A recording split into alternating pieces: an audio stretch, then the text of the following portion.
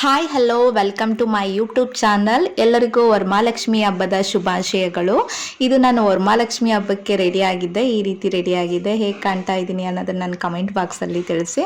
ಹಾಗೆ ವರಮಹಾಲಕ್ಷ್ಮಿ ಹಬ್ಬಕ್ಕೆ ಸ್ವೀಟ್ ಅಂತ ನಾನು ಹೋಳಿಗೆ ಪ್ರಿಪೇರ್ ಮಾಡ್ತಾ ಇದ್ದೀನಿ. ಇಲ್ಲಿ ಮೊದಲಿಗೆ ನಾನು ಫಸ್ಟು ಒಂದು ಮುಕ್ಕಾಲು ಬೌಲಷ್ಟು ಚಿರೋಟಿ ರವೆಯನ್ನು ತೊಗೊಂಡಿದ್ದೀನಿ. ಚಿರೋಟಿ ರವೆ ಮತ್ತು ಮೈದಾನ ನಾನು ಮೈದಾನ ಕಡಿಮೆ ತೊಗೊಂಡಿದ್ದೀನಿ, ಯಾಕೆ ಮೈದಾ ಸ್ವಲ್ಪ ಹೆಲ್ತಿಗೆ ಅಷ್ಟು ಒಳ್ಳೆಯದಲ್ಲ ಅಂದ್ಕೊಂಡು ಮೈದಾನ ಕಡಿಮೆ ತೊಗೊಂಡಿದ್ದೀನಿ. ಚಿರೋಟಿ ರವೆನ ಸ್ವಲ್ಪ ಜಾಸ್ತಿ ತೊಗೊಂಡಿದ್ದೀನಿ. ನಾವು 1 ಕಪ್ ಇಟ್ಕೊಳ್ಳಿ, ಅದರಲ್ಲಿ ಸ್ವಲ್ಪ ಪೂರ ಚಿರೋಟಿ ರವೆ ತೊಗೊಳ್ಳಿ, ಮುಕ್ಕಾಲು ಭಾಗದಷ್ಟು ಮೈದಾ ತೊಗೊಳ್ಳಿ, ಅಷ್ಟು ಸಾಕು.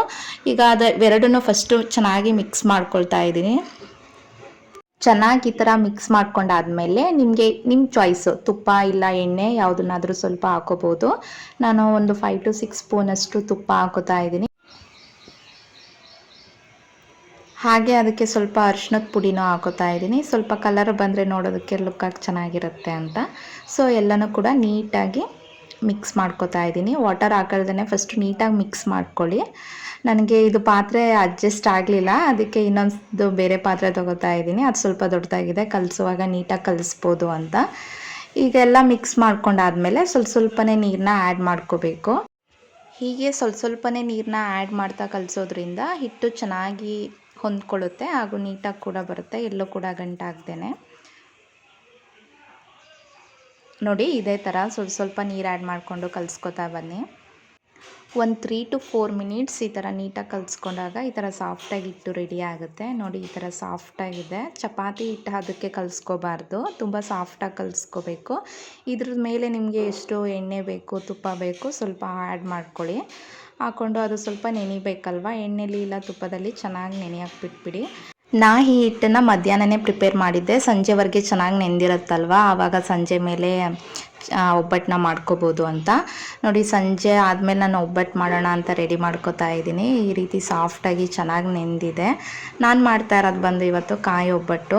ಸೊ ನಮ್ಮ ಮನೆಯವರು ವಿಡಿಯೋ ಮಾಡ್ತಾಯಿದ್ರು, ಸ್ವಲ್ಪ ಪೋಸ್ ಕೊಡ್ತಾ ಇದ್ದೆ. ಕಾಯಿ ಸೆರಿಬೇಕಲ್ವ, ಕಾಯಿ ಸೆರೆದು ಕೈಯೆಲ್ಲ ನನಗೆ ತುಂಬ ಪೇಯ್ನ್ ಆಗಿಬಿಟ್ಟಿತ್ತು. ಸ್ವಲ್ಪ ರೆಸ್ಟ್ ತೊಗೊಂಡು ಸೆರಿತಾ ಇದ್ದೀನಿ ನಾನು.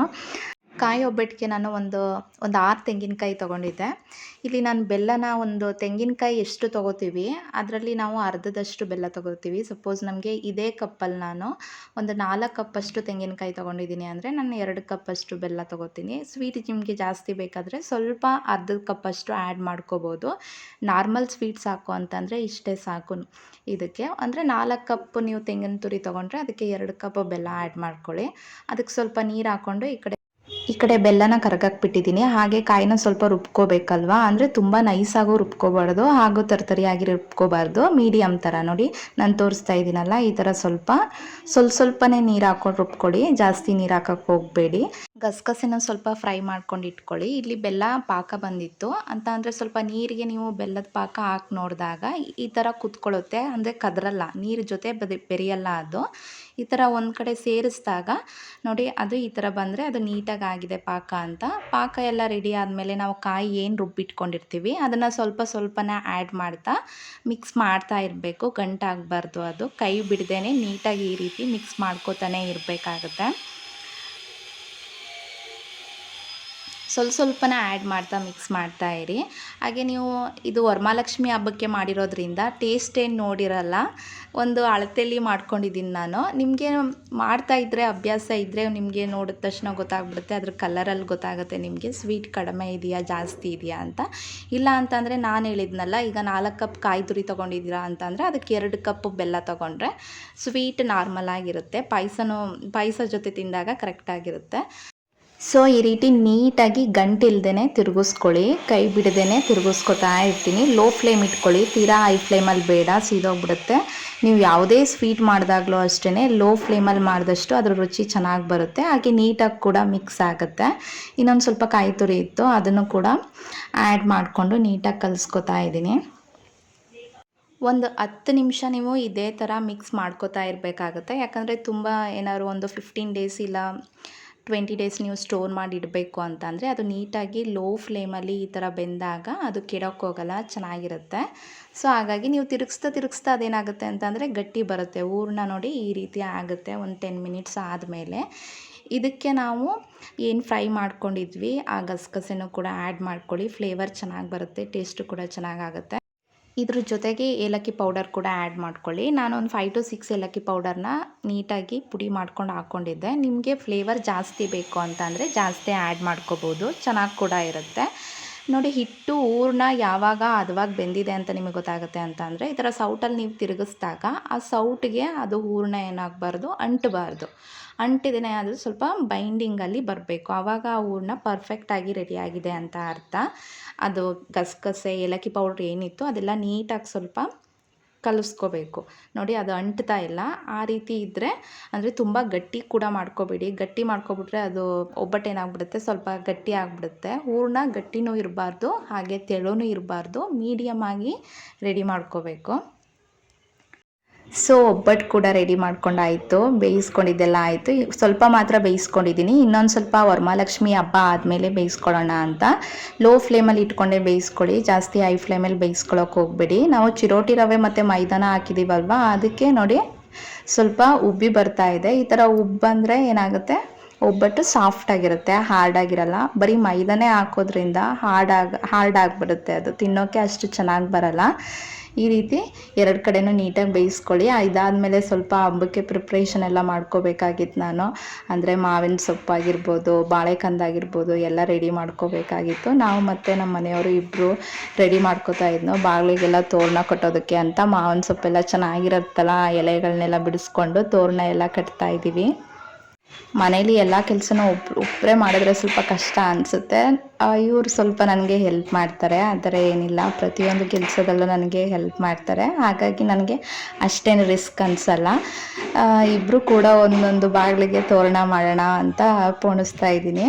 ಅವರು ಹೊರಗಡೆ ಬಾಗಿಲಿಗೆ ಮಾಡ್ತಾಯಿದ್ದಾರೆ, ನಾನು ದೇವ್ರ ಮನೆ ಬಾಗಿಲಿಗೆ ಮಾಡ್ತಾಯಿದ್ದೀನಿ. ನಾವು ವಾಯ್ಸ್ ಓವರ್ ಕೊಡುವಾಗ ಇಲ್ಲಿ ಸ್ವಲ್ಪ ಕನ್ಸ್ಟ್ರಕ್ಷನ್ ಆಗ್ತಾಯಿತ್ತು, ಸೊ ಹಾಗಾಗಿ ಸೌಂಡ್ ಬರ್ತಾ ಇದೆ, ಏನೋ ಅಂದ್ಕೋಬೇಡಿ.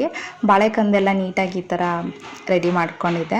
ಹಾಗೆ ಅಮ್ಮನವ್ರಿಗೆ ಕಳಸಕ್ಕೆ ಕಾಯಿನ ರೆಡಿ ಮಾಡ್ಕೋಬೇಕಲ್ವ, ಸ್ವಲ್ಪ ಅರಿಶಿನ ನೀರು ಹಾಕ್ಕೊಂಡು ಅದನ್ನು ಕೂಡ ರೆಡಿ ಮಾಡ್ಕೋತಾ ಇದ್ದೀನಿ.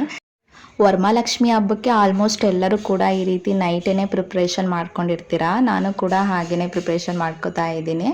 ಸ್ವಲ್ಪ ಚೆನ್ನಾಗಿರೋದು ಅಂದರೆ ಲಕ್ಷ್ಮಿ ಮುಖವಾಡಕ್ಕೆ ಅಡ್ಜಸ್ಟ್ ಮಾಡ್ಕೊಂಡು ನೋಡ್ಕೊಳ್ಳಿ. ಆ ರೀತಿ ಕಾಯಿನ ಒಂದು ತೊಗೊಂಡು ಅದಕ್ಕೆ ನೀಟಾಗಿ ಈ ಥರ ಅರಿಶಿನ ನೀರು ಹಾಕ್ಕೊಂಡು ಅದಕ್ಕೆ ಎಲ್ಲ ಹಚ್ಕೋತಾ ಇದ್ದೀನಿ ನೀಟಾಗೇ. ವರಮಹಾಲಕ್ಷ್ಮಿ ಹಬ್ಬಕ್ಕೆ ನೈಟೇ ಈ ರೀತಿ ಪ್ರಿಪ್ರೇಷನ್ ನೀವೆಲ್ಲ ಮಾಡ್ಕೊಂಡಿರ್ತೀರ. ಚೆನ್ನಾಗಿರೋ ಒಂದು ಕಾಯಿ ತೊಗೊಂಡು ನಾನು ಕೂಡ ಈ ಥರ ಅರಿಶಿನ ಎಲ್ಲ ನೀಟಾಗಿ ಹಚ್ಕೋತಾ ಇದ್ದೀನಿ. ಹಾಗೆ ಕೆಲವರು ಏನು ತಟ್ಟೆ ಎಲ್ಲ ಇಡ್ತೀರ, ಕೆಲವರು 5 ತಟ್ಟೆ 7 ತಟ್ಟೆ ಇಡ್ತೀರ. ನಾನು ಕೂಡ ತಟ್ಟೆ ಎಲ್ಲ ಪ್ರಿಪ್ರೇಷನ್ ಮಾಡ್ಕೋತಾ ಇದ್ದೆ. ಹಾಗೆ ಕೈಗೆ ದಾರ ಕಟ್ತಾರೆ ನೋಡಿ, ಅರಿಶಿನ ದಾರ, ಅದಕ್ಕೂ ಕೂಡ ಎಳೆ ಎಲ್ಲ ಬೇಕಲ್ವಾ, ಅದಕ್ಕೂ ಕೂಡ ರೆಡಿ ಮಾಡ್ಕೋತಾ ಇದ್ದೀನಿ. ಹಾಗೆ ಅಮ್ಮನವ್ರಿಗೆ ತಾಳಿ ಎಲ್ಲ ಬೇಕು, ಅದಕ್ಕೂ ಸಪ್ಪೆ ದಾರ ತೊಗೊಂಡು ಅದಕ್ಕೆ ನೀಟಾಗಿ ಅರಿಶಿನ ಎಲ್ಲ ಹಚ್ಕೊಂಡು, ಅರಿಶಿನದ ಕೊನೆ ಹಚ್ಕೊಂಡು ಅದಕ್ಕೆ ಅರಿಶಿನ ಕುಂಕುಮ ಇಟ್ಕೊಂಡ್ರೆ ರೆಡಿ ಆಗುತ್ತೆ. ಹಾಗೆ ಕೈಗೆ ನಾವು ಎಳೆ ಕಟ್ಕೊಳ್ಳುವಾಗ ಅದಕ್ಕೆ 16 ಗಂಟನ್ನ ಹಾಕಬೇಕು. ಯಾವ ರೀತಿ ಹಾಕಬೇಕು ಅನ್ನೋದನ್ನು ನಾನು ತೋರಿಸ್ತೀನಿ. 16 ಗಂಟನ್ನ ಹಾಕ್ಕೊಂಡು ಅದ್ರ ಮಧ್ಯೆ ಒಂದು ಹೂವನ್ನ ಹಾಕಿ ಅದಕ್ಕೆ ಅರಿಶಿನ ಕುಂಕುಮ ಹಾಕಿ ಬೆಳಗ್ಗೆ ನೀವು ದೇವ್ರ ಪೂಜೆಗೆ ಏನು ಮಾಡ್ತೀರಾ ಅದನ್ನು ಸ್ವಲ್ಪ ಪೂಜೆ ಮಾಡಿ ಅದನ್ನು ಕೈ ಕೊಟ್ಕೋಬೇಕಾಗತ್ತೆ. ಅದಕ್ಕೆ ನಾನು ರೆಡಿ ಮಾಡ್ಕೋತಾ ಇದ್ದೀನಿ. 2 ಅಷ್ಟು ತೊಗೊಂಡು ಈ ಥರ ಗಂಟು ಹಾಕೋತಾ ಇದ್ದೀನಿ. ಒಂದೊಂದಾಗಿ ಗಂಟು ಹಾಕೋಬೇಕು, ಆದರೆ 16 ಗಂಟು ಹಾಕೋಬೇಕು. ಅಷ್ಟು ನೋಡ್ಕೊಂಡು ನೀವು ಎಳೆ ತೊಗೋಬೇಕಾಗತ್ತೆ. ಇವಾಗ ತೋರಿಸ್ತೀನಿ ನೋಡಿ, ಇದೇ ಥರ ಅರಿಶಿನದ ದಾರಲ್ಲಿ ಒಂದೊಂದು ಗಂಟು ಕೂಡ ಆ್ಯಡ್ ಮಾಡ್ತಾ ಹೋಗಿ ಕೌಂಟ್ ಮಾಡ್ಕೊಳ್ಳಿ. ಅದರಲ್ಲಿ 16 ಗಂಟು ಇರಬೇಕು. ಈಗ ಅಮ್ಮನವ್ರಿಗೆ ನಾನು ಮಡ್ಲಕ್ಕಿ ತುಂಬಕ್ಕೆ ರೆಡಿ ಮಾಡ್ಕೋತಾ ಇದ್ದೀನಿ. ವೈಟ್ ಒಂದು ಹೊಸ ಟವಲ್ ತೊಗೊಳ್ಳಿ, ನೀಟಾಗಿ ಟವಲ್ನ ಹಾಸಿ ಅದಕ್ಕೆ ಕೈ ತುಂಬ ಈ ಥರ 3 ಸಲ ಅಕ್ಕಿ ಹಾಕ್ಕೊಳ್ಳಿ. ಅದಕ್ಕೆ ಒಂದು ಕೊಬ್ಬರಿ, ಒಂದು ಬೆಲ್ಲ, ಹಾಗೆ ಹೂವು, ಅರಿಶಿನ ಕುಂಕುಮ, ವೀಳ್ಯದೆಲೆ, ಅಡಿಕೆ ಎಲ್ಲ ಹಾಕಿ ನೀಟಾಗಿ ಗಂಟು ಕೊಟ್ಕೊಳ್ಳಿ. ಅಮ್ಮನವ್ರಿಗೆ ಮಡ್ಲಕ್ಕಿ ಈ ರೀತಿ ತುಂಬ್ತಾ ಇದ್ದೀನಿ ನಾನು. ಇದೆಲ್ಲ ಪೂಜೆ ಎಲ್ಲ ಆದಮೇಲೆ, ಅಂದರೆ ವರಮಹಾಲಕ್ಷ್ಮಿ ಹಬ್ಬ ಆದಮೇಲೆ ಈ ಮಡ್ಲಕ್ಕಿ ಏನು ನಾವು ತುಂಬಿರ್ತೀವಿ ಅಮ್ಮನವ್ರಿಗೆ, ಅದನ್ನು ಅಮ್ಮನವರ ದೇವಸ್ಥಾನಕ್ಕೆ ಹೋಗಿ ಕೊಟ್ಟು ಪೂಜೆ ಮಾಡಿಸ್ಕೊಂಡು ಬರಬೇಕಾಗತ್ತೆ. ಅದನ್ನು ಟವಲ್ ಸಮೇತ ಕೊಟ್ಬಿಡ್ಬೇಕು. ದೇವಸ್ಥಾನಕ್ಕೆ ಹೋಗಿ ಪೂಜೆ ಮಾಡಿಸ್ಕೊಂಡು ಬಂದರೆ ಅದ್ರ ಫಲ ನಮಗೆ ಸಿಗುತ್ತೆ. ಅಮ್ಮನವ್ರ ಮುಂದೆ ಇಡೋದಕ್ಕೆ ತಟ್ಟೆ ಸಾಮಾನು ಕೂಡ ರೆಡಿ ಮಾಡ್ಕೋಬೇಕು. ಅದಕ್ಕಿಂತ ಮುಂಚೆನೇ ಫ್ರೂಟ್ಸ್ ತಂದಿದ್ರೆ ಅದು ನೀಟಾಗಿ ತೊಳೆದು ಅಂದರೆ ಡ್ರೈ ಮಾಡ್ಕೊಂಡಿರಿ, ಅಂದರೆ ನೀಟಾಗಿ ಒರೆಸ್ಕೊಂಡಿರಿ. ಈಗ ನಾನು ಮೊದಲನೇ ತಟ್ಟೆಯಲ್ಲಿ ಫ್ರೂಟ್ಸ್ ಎಲ್ಲ ಇಟ್ಟಿದ್ದೀನಿ, ಮತ್ತು ಇನ್ನೊಂದು ತಟ್ಟೆಯಲ್ಲಿ ಕೊಬ್ಬರಿ ಮತ್ತು ಬೆಲ್ಲ ಇಟ್ಕೊಂಡಿದ್ದೀನಿ. ಹಾಗೆ ಇನ್ನೊಂದು ತಟ್ಟೆಯಲ್ಲಿ ವೀಳ್ಯದೆಲೆ, ಅಡಿಕೆ, ಮತ್ತು ಬಳೆ ಮತ್ತು ಈ ಥರ ಅರಿಶಿನದ್ದು ನಾವು ದಾರ ಕಟ್ಕೊಂಡಿದ್ವಲ್ಲ ಕೈ ಕಟ್ಕೊಳ್ಳೋಕ್ಕೆ, ಅದನ್ನು ಇಟ್ಕೊಂಡಿದ್ದೀನಿ. ಹಾಗೆ ಇನ್ನೊಂದು ತಟ್ಟೆಯಲ್ಲಿ ದುಡ್ಡು ಕಾಯಿನು ಅದೊಂದು ತಟ್ಟೆ ಮಾಡಿ ಇಟ್ಕೊಂಡಿದ್ದೀನಿ. ಇನ್ನೊಂದು ತಟ್ಟೆ ನಾನು ಒಬ್ಬಟ್ಟು ಏನು ಮಾಡಿದ್ದೆ ಅದನ್ನ ಇನ್ನೊಂದು ತಟ್ಟೆಗೆ ಜೋಡಿಸಿಡ್ತೀನಿ. ಹಾಗೆ ಕಳಸಕ್ಕೆ ಅಂತ 6 ಬಾದಾಮಿ, 6 ಗೋಡಂಬಿ, 6 ಲವಂಗ, 6 ಗೋಮತಿ ಚಕ್ರ, ಹಾಗೆ ಒಂದು ಬೆಳ್ಳಿ ಕಾಯಿನು, ಒಂದು 6 ಕಮಲದ ಬೀಜ, ಒಂದು 6 ಕವಡೆ, ಹಾಗೆ 6 ಬಟ್ಲ ಅಡಿಕೆ ಬರುತ್ತಲ್ಲ ಅದು, ಒಂದು 5 ವೀಳ್ಯದೆಲೆ ಇಲ್ಲ ಒಂದು 5 ಮಾವಿನ ಎಲೆನ ತೊಗೋಬೋದು. ಮಾವಿನ ಎಲೆ ಶ್ರೇಷ್ಠ ಅಂತ ನಾನು ಮಾವಿನ ಎಲೆನೇ ತೊಗೊಂಡಿದ್ದೀನಿ. ಈ ರೀತಿ ಇಷ್ಟೆಲ್ಲ ರೆಡಿ ಮಾಡಿ ಮಲ್ಕೊಂಡೆ. ಮತ್ತು ಮಾರ್ನಿಂಗ್ ಎದ್ದು ಬೆಳಿಗ್ಗೆ ಗಂಗೆ ಪೂಜೆ ಮಾಡಿ ನಂತರ ಗಣೇಶನ ಪೂಜೆ ಮಾಡಿ ನಮ್ಮ ಮನೆ ವರಮಹಾಲಕ್ಷ್ಮಿನ ನಾನು ಈ ರೀತಿ ರೆಡಿ ಮಾಡಿದ್ದೆ. ನಮಸ್ತೆಸ್ತು ಮಹಾಮಾಯೇ ಶ್ರೀಪೀಠೆ ಸುರಪೂಜಿತೆ ಶಂಖಚಕ್ರ ಗದಾ ಹಸ್ತೆ ಮಹಾಲಕ್ಷ್ಮೀ ನಮೋಸ್ತುತೆ. ಸೊ ನಮ್ಮನೆ ವರಮಹಾಲಕ್ಷ್ಮಿ ಹಬ್ಬನ ನಾನು ಈ ರೀತಿ ಆಚರಣೆ ಮಾಡಿದ್ದೆ. ಈ ವಿಡಿಯೋ ನಿಮಗೆಲ್ಲ ಇಷ್ಟ ಆಗಿದೆ ಅಂತ ಭಾವಿಸ್ತೀನಿ.